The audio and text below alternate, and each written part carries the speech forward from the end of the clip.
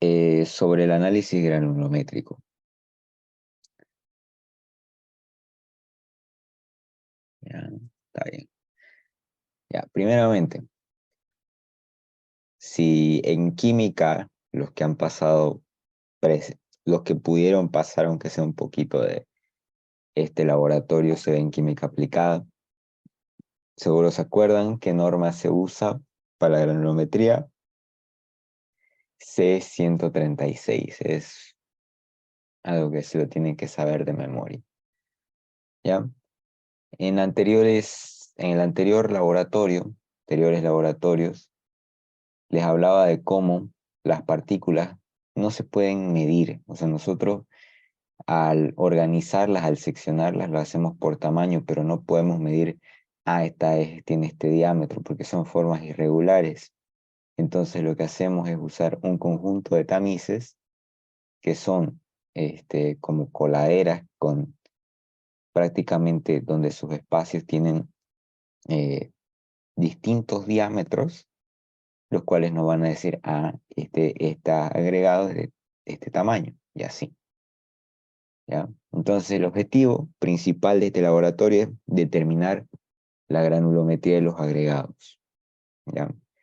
Que es una granulometría, es el ordenamiento de mis partículas, de mis agregados, de acuerdo a su diámetro, a su tamaño. ¿Ok?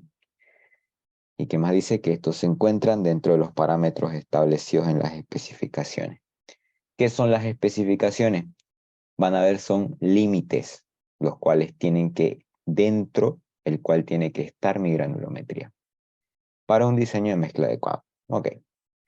Después que dice, determinar el módulo de finura para agregado fino. Módulo de finura es un porcentaje de qué tan fina es mi muestra. ¿Ya? Así, resumida cuenta. Y finalmente, determinar el tamaño máximo y el tamaño máximo nominal de agregados gruesos. También lo mencionamos en la anterior clase. Tamaño máximo básicamente es el primer tamiz de todo mi conjunto donde siempre, siempre, siempre tiene que pasar todo mi material. Y el máximo nominal es aquel que le sigue a este. Es en el primero en el que prácticamente se retiene partículas. Nuevamente, el fundamento teórico, el agregado grueso es aquel que se haya retenido en la malla número 4 y de ahí para arriba, ¿ya? O sea, del número 4 para arriba es agregado grueso, ¿ya? También se lo llama canto rodado, piedra chancada, ¿ya? O sea, como triturada, grava y ripio, ¿ya? Son otras maneras de decirle, ¿ok? Ahora, para el agregado fino, obviamente va a ser lo que va a estar por debajo de esta malla número 4, del tamiz número 4, y se va a retener y va a ser hasta la malla número 200. Lo que va debajo de esta, lo vamos a ver en otro laboratorio, son normalmente arcillas y limos. ¿Ok? También al de agregado fino le decimos arena, arenilla o árido fino.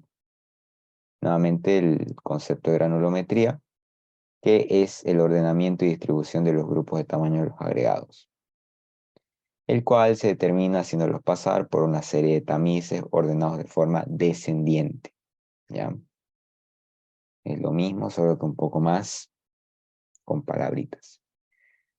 Siguiente, esto de acá que les muestro son 3 tipos de granulometrías, las cuales, así como vimos en la clase, en el anterior laboratorio, los tipos de estados de humedad que se encuentran mis agregados es prácticamente lo mismo. Son tipos de granulometría general en los cuales nosotros vamos a encontrar nuestras muestras.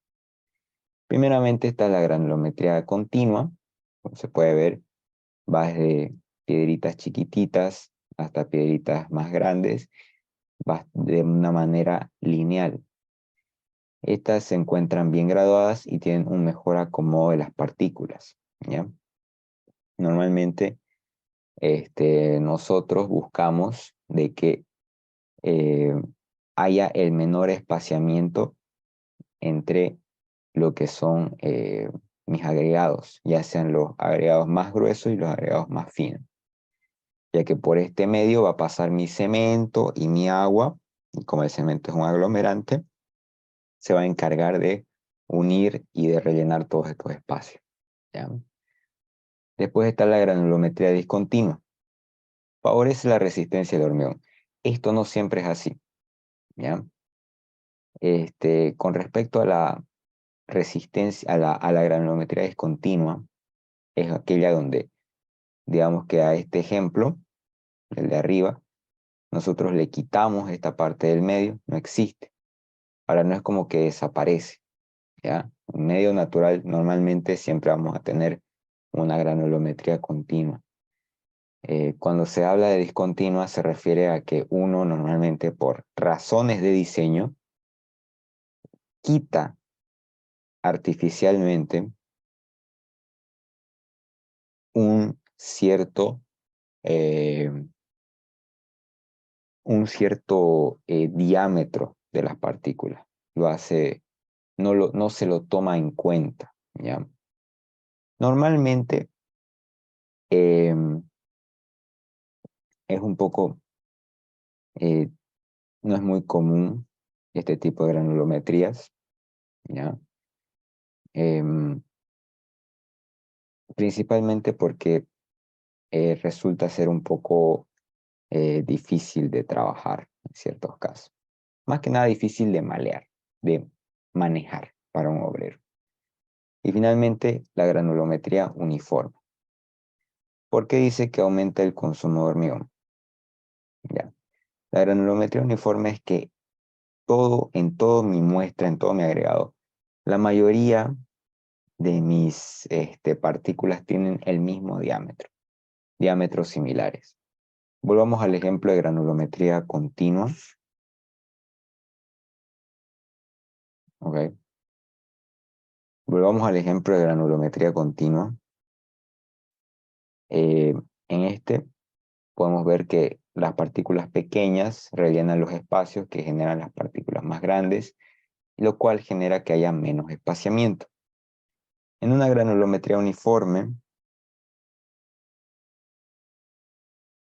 en una granulometría uniforme, nosotros, un ratito,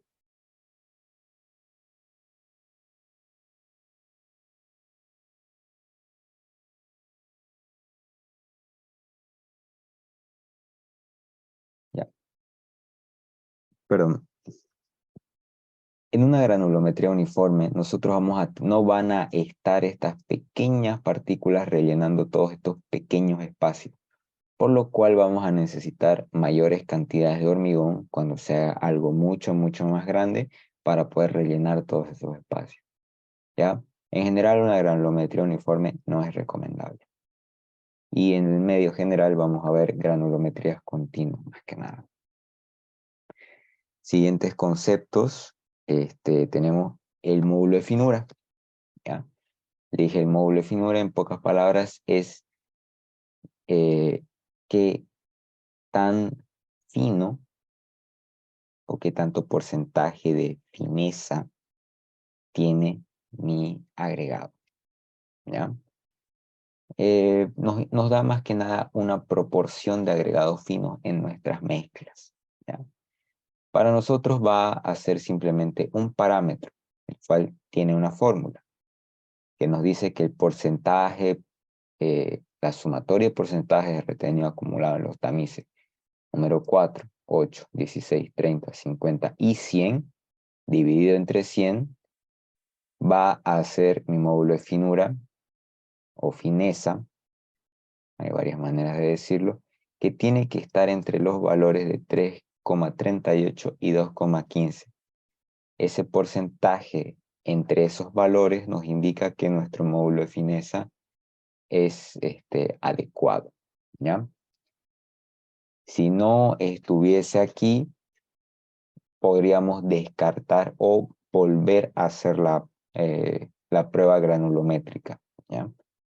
Y tenemos el tamaño máximo nominal, que es una abertura por la cual pasan los agregados entre un 95 y 85%, ¿ya? Normalmente por debajo de esta está el tamaño máximo absoluto o tamaño máximo también le dice. Y esto de acá, este es un concepto bastante importante, ¿ya? Todos estos cálculos los van a seguir viendo en materia más adelante. Les mostré en la anterior clase una serie de tamices y les hice recoger algunas piedritas y hacerlas pasar a, eh, a esta serie de tamices, ¿no ven? Ahora, en el primer tamiz que habían, pasaron todas las piedras. Ese se dice que es el tamaño máximo o tamaño máximo absoluto. La que le sigue a esa, o en pocas palabras, la primera que retuvo una piedrita, un agregado, se le conoce como tamaño máximo nominal, ¿ya? Ahora, ¿cómo yo sé, cómo yo determino? No es cuando yo agarro tamices al azar y le voy metiendo piedritas. Normalmente para un diseño, ¿ya? La ACTM nos establece 3 criterios para escoger el tamaño máximo que yo voy a necesitar para agregados gruesos. El cual me dice, el primero me dice, tamaño máximo debe ser menor a 1/5 de A, que A es la menor dimensión del elemento a diseñar.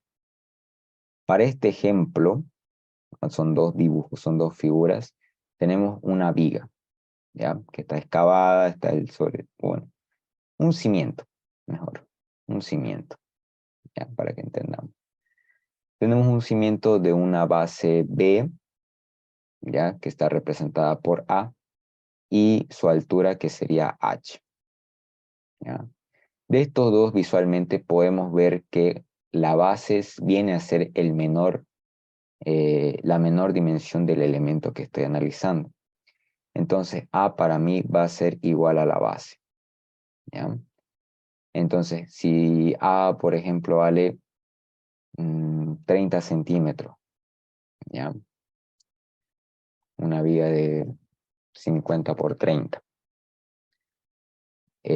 Voy a hacer 1/5 de esos 30 centímetros, que sería, ¿cuánto? 6. ¿No?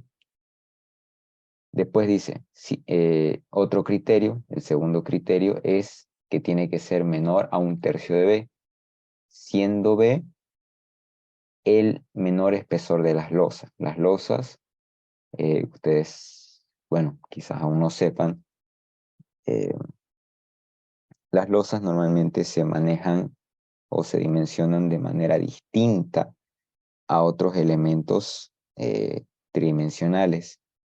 Nosotros acá lo manejamos más que nada por el espesor de estas mismas, ¿ya? Entonces, en una losa, 1/3 del espesor de esta misma sería otro criterio, ¿ya? Y finalmente, el último criterio dice 3/4 de C, siendo C el menor espacio libre entre armaduras. Volvemos a la figura 1 y vemos que estos puntitos, ¿ya? Son las armaduras longitudinales que van a lo largo de mi viga, ¿ok? Y cada una de estas va a tener un espaciamiento. El menor espacio libre que hay entre armaduras, esa medida la vamos a multiplicar por 3/4. Y una vez teniendo estos 3 valores, normalmente nosotros eh, no solemos ver estos 3 juntos. Cuando analizamos losas o vigas, aparte se hace un análisis por separado, pero normalmente en base a estos 3 criterios se escoge el menor y ese menor tamaño va a ser mi tamaño máximo, ¿ya? De mi agregado grueso. ¿Por qué sería el menor? Un ejemplo, en esta viga eh, está ya todo el elemento, se ha puesto ya sus fierros y todo lo demás, está amarrado acá, tiene sus amarres, ya, está todo armado.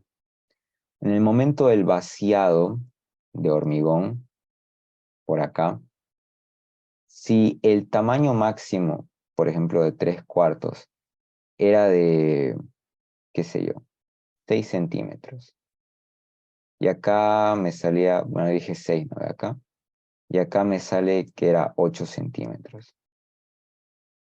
¿ya? En la menor dimensión de la base, en estos dos criterios. ¿Qué sucedería si una de mis piedrotas tiene un diámetro de 8 centímetros y está queriendo entrar a esto que tiene un espacio de 6 centímetros? No va a poder entrar, ¿ya? En pocas palabras, va a dar problemas a la hora de vaciar mi hormigón o a la hora de vibrar mi hormigón. En todo ese proceso va a dar problemas. Entonces, por eso se escoge el menor de estas tres dimensiones. ¿Ok?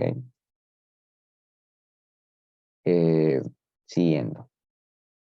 Los materiales que vamos a usar siempre materiales agregado fino, agregado grueso, ¿ya? Los equipos van a ser el cucharón para cargar mi agregado, las taras o recipientes para almacenarlos, cepillos metálicos para poder limpiar nuestros tamices y brochas también, ¿ya? Todo eso es para limpieza.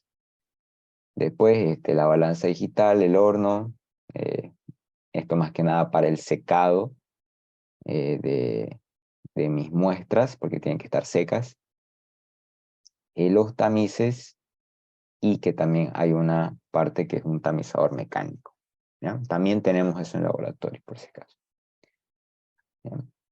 Ahora, eh, lo mismo que les expliqué al inicio, de aquí para arriba, ¿ya? Todo este círculo negro son agregados gruesos, ¿ok? De aquí, perdón, de aquí hasta acá, ¿ya?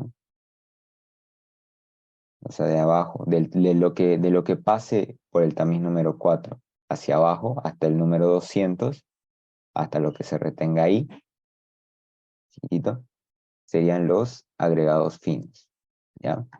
Por el momento, solo vamos a ver estos dos, ¿ya? Estos son los tamaños nominales de abertura.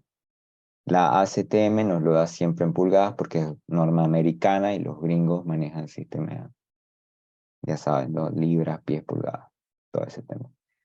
Pero aquí también está en milímetros, ¿ya? Normalmente es más sencillo manejarse por el tema de las pulgadas. Ahora, el procedimiento. Como les dije en la primera clase, siempre el laboratorio 1 y el laboratorio 2 van a ser fundamentales para cada uno. Va a ser el primer paso que se realice, ¿ya? Se hace la extracción y preparación de muestras. Tienen que hacer el mismo procedimiento que hicimos de cuarteo para tener una muestra representativa y el secado correspondido para tener las muestras en el estado más limpio posible. Ahora, para elegir el tamaño de la muestra, porque no voy a agarrar un peso random y lo voy a someter, no.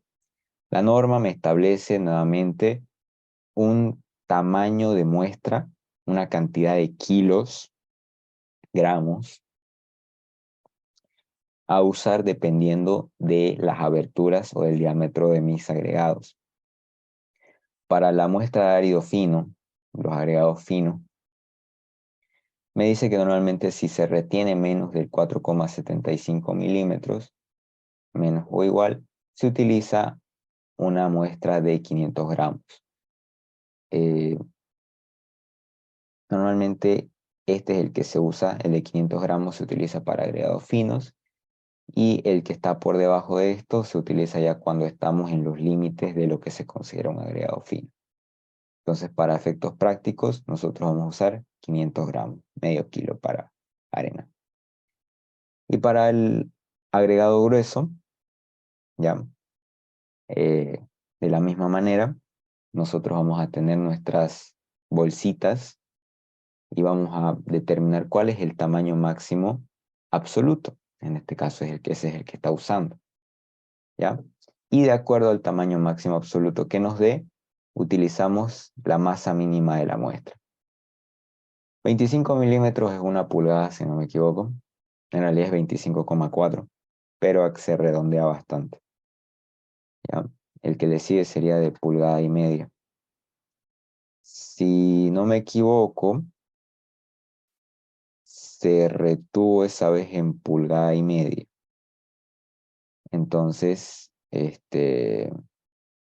o se retuvo, no, se retuvo en pulgada, si mal no recuerdo. Entonces se utilizaría el de 16. Sí, está bien. Se utiliza el de 16 kilos. Ese fue el que nosotros teníamos que... sí, ese era, el de 16 kilos. Ahora, esta era la tabla también de lo que yo les hablaba en la anterior clase. ¿Qué me dice esta tabla? ¿Qué es esto? ¿Ya?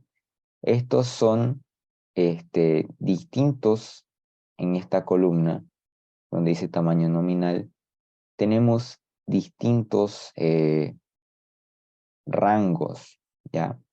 De tamices. Me dice desde el tamaño nominal 3 pulgadas y medio hasta 1 pulgada y medio. Y es el mismo concepto que les estaba diciendo. Comienza siempre desde el segundo tamiz al superior hasta ¿dónde está? Hasta 1 pulgada y medio. Lo que hay por debajo de este, o no, lo que hay por debajo de este mismo es más que nada para lo que es la base. O sea, es lo que ya no se toma en cuenta. ¿Ya? Entonces, estos son distintos tipos de sets de tamices que yo puedo utilizar como límites. Estos números que ven, 90 a 100, son límites por los cuales no deben pasar los agregados. ¿Ya? Ahorita eso no tiene mucho sentido, pero vamos a verlo en la diapositiva siguiente. El que nosotros vamos a usar, el que normalmente se usa es el de ACTM 56, ¿ya? Que me establece un set de tamices desde pulgada y media, que sería el tamaño máximo que hemos usado, hasta 3 octavos, siendo el número 4 el, el penúltimo tamiz que me dice cuántos agregados finos voy a tener en la base. Y para los agregados finos, bueno, pues directamente usamos este. O sea, con esos 500 gramos lo establecemos en estos límites. Para la experiencia, el procedimiento va a ser el siguiente. Siempre se verifica que el equipo que utilicen esté limpio, siempre. Ahora, eh, vamos a preparar los tamices en torres, más que nada. Hay varias maneras de tamizar, pero ahorita la que les muestro es mediante así una torrecita que se arma, y estas torres se arman de manera descendente, es decir, los tamices de mayor abertura van arriba mientras va bajando hasta llegar a tamices con aberturas muy chiquititas. De ahí se vierte el agregado en la serie de tamices, ¿ya? Cada uno de los agregados, el agregado fino y el agregado grueso respectivamente a la serie de tamices que nosotros hemos escogido, y de ahí el tamizado se realiza de manera manual. ¿Cómo se realiza el tamizado? Normalmente ustedes lo agitan, ¿ya? Lo agitan no de arriba a abajo, sino de los costados, se lo gira, pero normalmente nunca así como de arriba a abajo, porque pueden llegar mm, a alterar un poco la muestra, porque como estamos haciéndolo por gravedad, lo que mejor podemos hacer es agitarlo a los costados. ¿Ya? Esta máquina nuevamente acá es un tamizador mecánico. Una vez agitado mi, mis- mi serie de tamices, mi torre de tamices por alrededor de 10 a 15 minutos, realizamos un tamizado final. ¿Qué es un tamizado final? Es agarrar cada tamiz y darle unas cuantas palmadas, ¿ya? Más o menos unas 3 cada un sexto de giro, como para verificar que no hayan quedado partículas retenidas que no deberían estar. De ahí también y luego se extrae las partículas que se retuvieron en cada tamiz y se los ponen en taras, ¿ya? Y a cada tara se toma la medida del peso que se retuvo en cada tamiz y eso ya se lo anota, ¿ok? Esto es lo que vamos a ver mañana, literalmente es esto, donde podemos ver los datos que se han anotado y las fórmulas a realizar. Aquí dos videos demostrativos. Este primero es de cómo se hace ese tamizado final que les dije. Ya, como pueden ver, se hace una última sacudida agitada y se dan golpecitos a los costados porque muchas veces se retienen pequeñas partículas de tamiz. Y este es de un tamizador mecánico, ¿ya? Tenemos nosotros uno en laboratorio, pero es más chiquitito, es más para agregado fino. Lo mismo, se forma la torre de tamices, se hace el vertido de la muestra y se lo deja ahí durante un cierto tiempo. ¿Ya? Vamos. Uy. Es bastante ruidoso, ¿ya? Y bueno, normalmente no vamos a usar este equipo porque no tenemos, por ahora no tenemos luz, así que ni idea. Si no me equivoco, el equipo que está en laboratorio utiliza un voltaje distinto, así que no se puede. Ahora para los cálculos, ¿ya? Vamos a usar más de dos fórmulas, pero las otras fórmulas se las voy a explicar en laboratorio. Acá vamos a tener nuestros datos, que van a ser el peso inicial, es el peso con el que yo parto, el peso que yo escogí de acuerdo a mi abertura del tamiz. ¿Ok? El porcentaje retenido acumulado de cada tamiz, el peso retenido de cada tamiz. ¿Qué es todo esto? Aquí está. ¿Ya?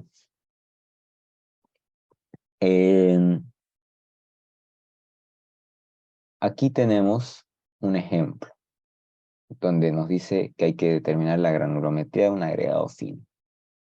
Agregado fino que nos decía 500 gramos directamente. Ese es mi peso inicial. ¿Ya?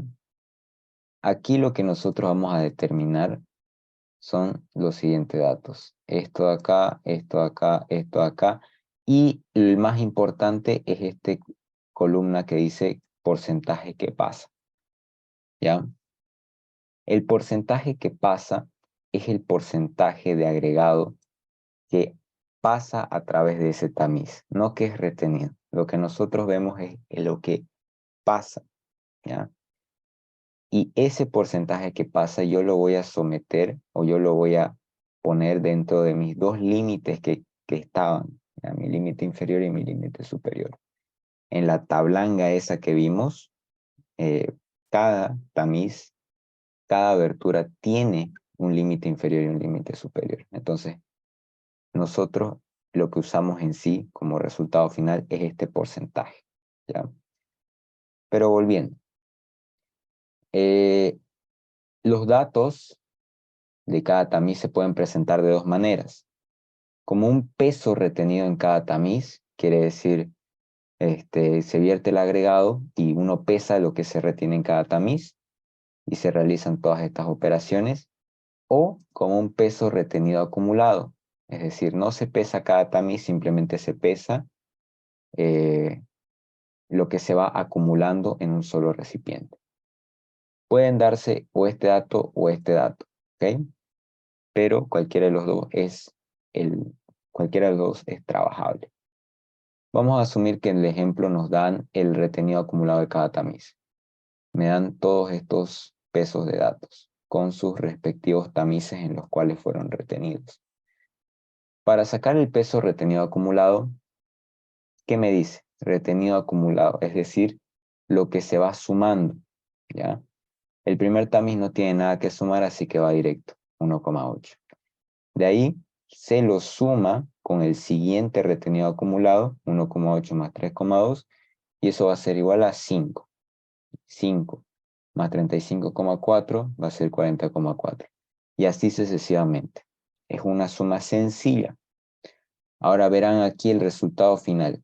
En base, cuando nosotros estamos hablando de un peso retenido acumulado, quiere decir que en base me tiene que llegar prácticamente igual a lo que yo tenía como peso inicial, porque esto acá es un peso final, ¿ya? Es un peso final. En la práctica no se da esto, ¿ya? Siempre hay un porcentaje de pérdida, pero no puedo perder, qué sé yo, 100 gramos, ¿no ve? No puedo perder tanta muestra. Hay un límite de cuánto yo puedo perder.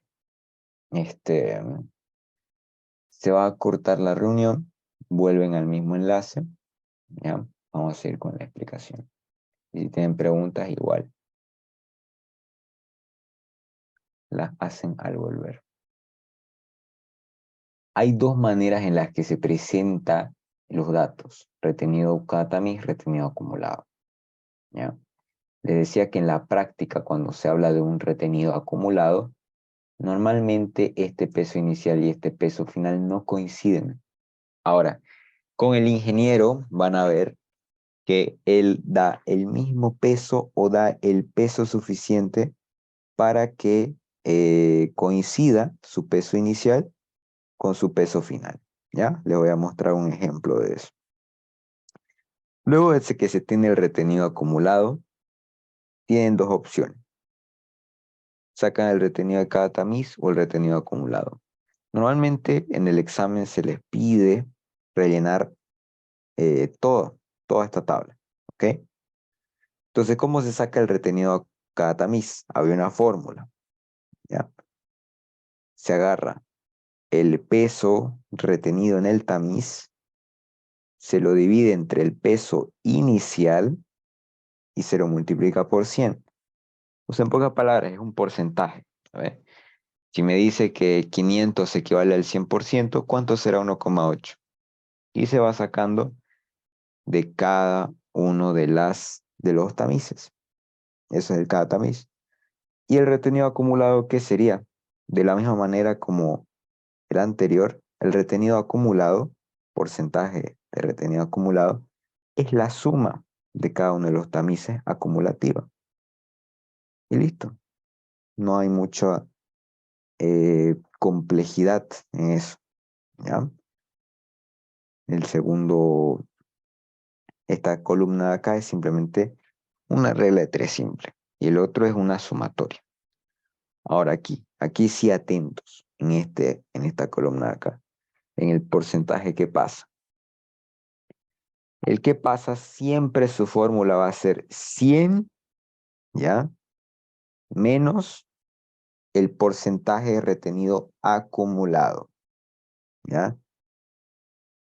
Hay otra manera de hacerlo que sería obviamente agarrando el porcentaje que pasa y restarlo al siguiente y así irlo restando. Sí, se puede, ¿ya? Pero nosotros vamos a usar la fórmula de 100 menos el retenido acumulado actual. Entonces va a ser 100 menos 0,36 va a dar 99,64. 100 menos 1 nos va a dar 99 y así sucesivamente hasta tener, hasta tener todos los porcentajes que pasan. En este ejemplo real podemos ver que mi porcentaje que pasa al final tiene que llegar a cero. Es decir, en la base ya no tiene que quedarme nada, ¿ya? o en pocas palabras, no tiene que pasar nada. Pero como les dije en el ejemplo, que en la vida real se pierde normalmente un porcentaje, pero con el ingeniero él da los datos como para que uno tenga el peso inicial y el peso final idénticos, ¿ya? Sin porcentaje de pérdida. Ahora en las especificaciones, esto estaba en la misma tabla que les mostré al inicio, ¿ya? Eh, para los agregados finos es solo una tabla, por suerte, entonces estos son los límites que se manejan. ¿Y qué se hace con estos tres datos? Con estos tres datos es mi respuesta. Estos tres datos yo los grafico en lo que se llama una curva granulométrica, donde en mi eje X están las aberturas de los tamices y en el eje de las Y está el porcentaje de que pasa, ¿ya? La línea azul es el límite superior que estaba en tabla y la otra es el límite inferior. Lo rojo sería la curva granulométrica que yo acabo de sacar. Esas tres cosas son mi respuesta. Principalmente la curva granulométrica es lo que me indica si la granulometría que tengo es correcta, es buena, de acuerdo a la serie de tamices que yo he escogido previamente. ¿Ya? Explicando un poco más esto, si se llega a salir ligeramente, como se ve en el ejemplo, esta granulometría no sirve, ¿ya? No es buena. O sea, puedo usarla, pero no es buena, ¿ya? O por ahí se hizo algún error o no se cuarteó bien y no es tan representativa mi muestra, pero si se llega a salir, ya prácticamente para mí no sirve, ¿ya? Volviendo una diapositiva atrás, tenemos la otra manera en la que se puede llegar a descartar una granulometría, que es de acuerdo a un porcentaje de pérdida. Para un agregado fino se acepta que llegue hasta un 3% de eh, porcentaje de pérdida, mientras que para el agregado grueso, porque es más difícil perder una piedrota o una piedrita que polvito, ¿no ven? Máximo se acepta 0,5 de porcentaje de pérdida. Es decir, a ver un ejemplo. Si yo pesé 100 gramitos de...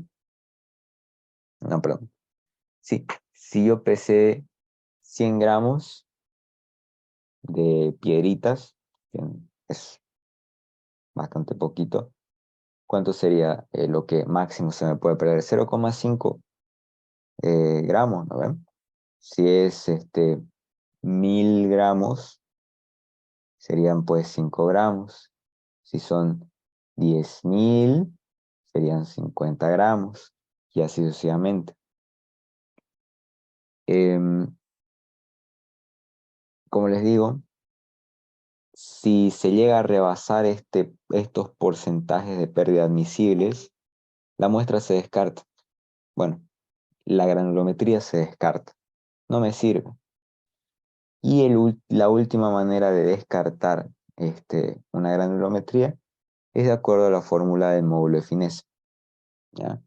Donde este parámetro tiene que estar entre los valores de 3,38 y 2,15 para que sea válido. Ahora, un ejemplo extra del ingeniero, ¿ya? Este es el examen que me tomó a mí hace harto. Algunas especificaciones van a notar ustedes que no tienen espacio, o sea, que no tienen acá este, una especificación de límite superior y límite inferior. ¿A ver? Eso es la granulometría discontinua. Artificialmente yo digo, bueno, esto no existe, ¿ya? Pero no significa que no hay partículas que sean de un tamaño de 1 pulgada. No, para nada. Lo que en realidad sucede, ¿ya? Es lo siguiente.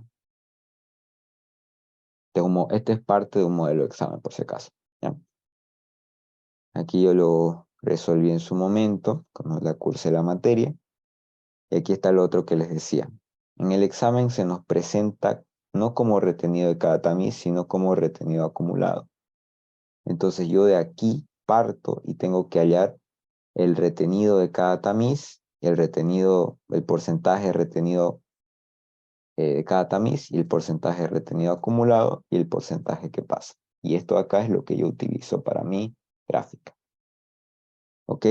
El segundo punto que les estaba diciendo con el ingeniero, mi peso inicial va a ser el mismo que voy a hallar en base. O sea, no hay pérdida. El porcentaje de pérdida es 0%.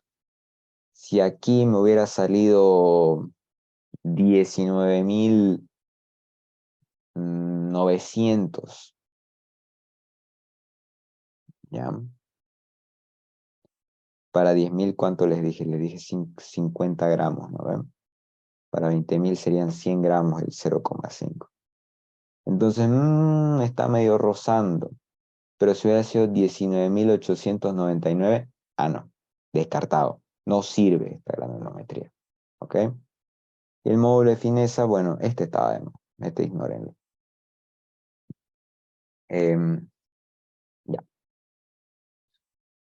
Lo que pasa en realidad en los que están en blanco, que son estos 4 y estos de acá, es que en realidad sí existe límites, pero no están matemáticamente visibles. Lo que pasa es que simplemente se une el punto en la gráfica, el punto 95 en este caso con el punto 35. Matemáticamente, ¿eso qué sería? Sería una recta, ¿no ven? Donde ya este punto de 65 estaría prácticamente en la mitad de estas dos. Y eso es lo que se representa acá, ¿ya? No, como les digo, no es que no exista y no es que la curva se va a abrir o va a estar abierta en esos tramos. Simplemente que va a seguir de manera recta, como si fuese una ecuación de la recta, ¿ya? Y su granulometría, pues su punto estaría en el medio de estas dos, ¿ya? Entonces, esto es lo que se realiza, ¿ya? Esto cuando se tienen granulometrías discontinuas, ¿ya? Como se ve acá, sin especificaciones, sin límites inferiores y superiores, se procede de esa manera. Ya. Sí, eso sería todo. ¿Ya? ¿Alguna duda, alguna consulta? Mañana vamos a hacer un grupo nomás, porque como pueden ver, la manera en la que se tamiza, o sea, es como que solo una persona puede, pues no. Hay varias maneras de tamizar y yo les voy a mostrar una que a mi parecer es la más eficiente, manual obviamente. Mecánico no podemos, pero manual sí. Y donde todos van a trabajar. Ya todos van a agitar ahí durante 10, 15 minutos. Así que no se preocupen, van a tener cosas que hacer.